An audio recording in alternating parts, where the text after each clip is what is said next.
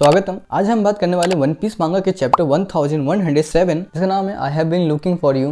जिसके cover page में हमें देखने को मिल रहा है लॉस हो रहा है लेपर्ड के ऊपर और बैपो लेपर्ड को चाय पिला रहा है, जिस तरीके से आप देख सकते हो। इसी के साथ ही स्टार्टिंग के पेज में हमें देखने को मिल रहा है ओएमओ एंड काशी जो एगहेड आए हैं स्ट्रॉ हेड को यहाँ से ले जाने के लिए। OMO and Kashi crew member जितने भी हैं वो सारे जितने बस्टर कॉल में जितने भी शिप आए थे जो एक्चुअली एगहेड को खत्म करने वाले हैं, उस शिप को ये सब तोड़ रहे हैं और पानी में डुबा रहे हैं। इसी के नेक्स्ट पेज में हमें देखने को मिल रहा है उस शिप अपने दूरबीन से देख रहा है कौन तबाही मचा रहा है इतना ज़्यादा। तो उसे दिखता है ओएमओ और काशी दिखता है और वो बोलता है कि वो यहाँ पे क्या कर रहे हैं, किस रीजन के लिए आए हैं। उसके बाद हमें फ्लैशबैक दिखाया जाता है जब लूफी और उसके फ्रेंड्स वहाँ पे गए थे जहाँ ओएमओ और काशी रह रहे थे और लड़ाई कर रहे थे। पता ही है कितने सालों से लड़ाई कर रहे हैं ये बंदे। ठीक है, साथ फ्लैशबैक हट। उसी के बाद नेक्स्ट पेज में वेगापन 03 बोलता है मैं बिलीव नहीं कर सकता तुम दोनों एक दूसरे को जानते हो। और उसके बाद वो बोलता है ये पक्का बस्टर कॉल की न्यूज़ सुन के ही आए होंगे। अब तुम्हें तो पता ही है बस्टर कॉल की छोटी चीज़ तो है नहीं जो किसी को पता नहीं चले, जिसकी वजह से ओएमओ एंड काशी को पता चला तो वो दोनों अपने क्रू मेंबर के साथ एगहेड आ चुके लूफी और लूफी के फ्रेंड्स को यहाँ से ले जाने के लिए काफी सारे बस्टर कॉल के शिप्स को तोड़ रहे हैं, सिंक कर रहे हैं। यही देख के उस सब काफी ज्यादा इमोशनल हो जाता है और बोलता है ये फालतू का लड़ने नहीं आए यहाँ पर, सिर्फ ये हमें बचाने के लिए आए, तो हमें जल्दी जल्दी अपने जितने भी सामान से उसको प्रिपेयर करके यहाँ से निकलना होगा। इसी के साथ नेक्स्ट पेज पे उस सब नामी को कॉल आता है ब्रुक के सब, जिसमें हमें ब्रुक चाय पीता वो दिख रहा है। बंदे को कोई चीज की टेंशन ना है भाई, सब बंदा फुल्ली चिल है। उसी के साथ ही लिलिथ भी है वहाँ पर। क्या लिलिथ ब्रुक को रोकती है चाय पीने से और ब्रुक से ट्रांसपोर्टर स्टिल छीनती है और ब्रुक की बेइज्जती करते हुए बोलती है कि हमें इसके पे टाइम वेस्ट नहीं करना चाहिए, तुम मेरे पे टेंशन दो, मेरे से बात करो। इसी के साथ ही नेक्स्ट पैनल में हमें देखने को मिल रहा है जिम्बे जा रहा है जोरो के पास कि जोरो खो ना जाए इसलिए। इसी के साथ ही हमें देखने को मिल रहा है रॉब लुची एंड जोरो का फाइट जिसमें ज्यादा कुछ नहीं हो रहा है, बातचीत ही हो रहा है। इसमें जोरो बोलता है तुम काफी ज्यादा स्ट्रॉन्ग हो, मेरे पास टाइम नहीं है, मुझे जल्दी जल्दी खत्म करना होगा ये। इसी पे रॉब लुची बोलता है only the winners gets to talk like that Roronoa. और इसी के साथ ही रॉब लुची बोलता है तुम्हारे क्रू मेंबर तुम्हारा वेट कर रहे हैं और तुम अभी के टाइम पे उनके लिए बर्डन हो। जोरो वैसे रॉब लुची के फाइट का बस एक ही पेज है और इसमें ज्यादा कुछ नहीं है, बस दोनों के बीच में बातचीत हो रही है। इसी के साथ ही नेक्स्ट पेज पे हमें डैमेज रिपोर्ट दिखाया जाता है मरीन के साइड से, जिसमें हमें देखने को मिलता है रफली 13 मरीन के स्मॉल से लेके मीडियम जितने भी शिप हैं, जो बस्टर कॉल के जितने भी शिप थे वो सिंक हो चुके हैं और बस्टर कॉल के शिप सिंक होने की तादाद और भी ज्यादा बढ़ने वाले हैं। तुम्हें पता ही है ये कैजुअलिटी कौन कर रहा है, अपना जायंट्स कर रहा है। इसी के साथ ही नेक्स्ट पेज पे हमें देखने को मिलता है अपना बॉय सन गॉड निका लूफी जो एक्चुअली हवा में उड़ रहा है और बोलता है बॉनी को works with the water works. और उसके बाद बॉनी बोलती है कि क्यों नहीं रो यू इडियट, मैं तुम्हें कितने सालों से ढूंढ रही हूँ। इसी के साथ ही लूफी बोलता है कि मैं तो तुम्हारे साथ ही थे टाइम से। तो उसके बाद बॉनी बोलती है कि हाँ मैं तुम मेरे साथ थे पर तुम मुझे नहीं पता था कि तुम निका हो। उसी पर ही लूफी बोलता है निका ये क्या होता है। उसी के बाद लूफी बोलता है कि वो तुम्हारे जो तुम्हारे बड़े हाथ वाले जो पंचेस थे तो जो तुमने मारा था उसका क्या डील है। उसी पर ही बॉनी बोलता I was going for a big rubbery attack like you if it's so फिल्मसी, तो तुम मुझे क्यों नहीं दिखाते हुए अटैक कर। इसी के साथ ही लूफी अपना नया अटैक लॉन्च करता है सैटर्न पे जो है बॉम्बिंग डैम कैटलिंग। Bro look at that bro,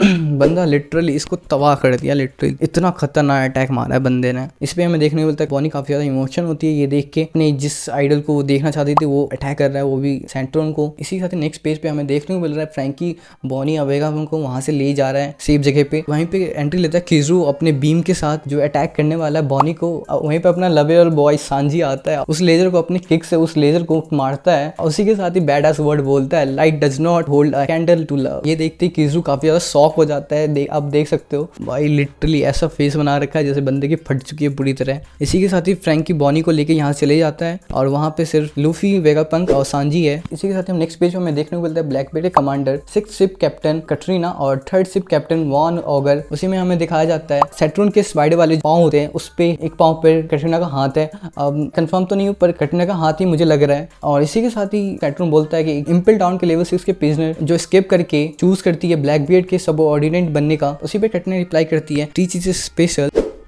your crew is always up to something, what do you hope to get out of this stunt। इसी पर ही 3rd शिप के कमांडर वान ऑगर जो स्नाइपर है बोलता है द वर्ल्ड, मतलब समझ रहे हो ब्रो। इसी पर ही सैटर्न पाँव हिलाने की कोशिश करता है, उसी पर ही उसके पाँव में पॉप सा कुछ होता है और फोटो में हमें बस यही देखने को मिल रहा है। तो अभी तो कुछ पता नहीं चल रहा है कि क्या हुआ है, पर हाँ अभी के लिए यही स्नाइपर का ही हरामीपंती है।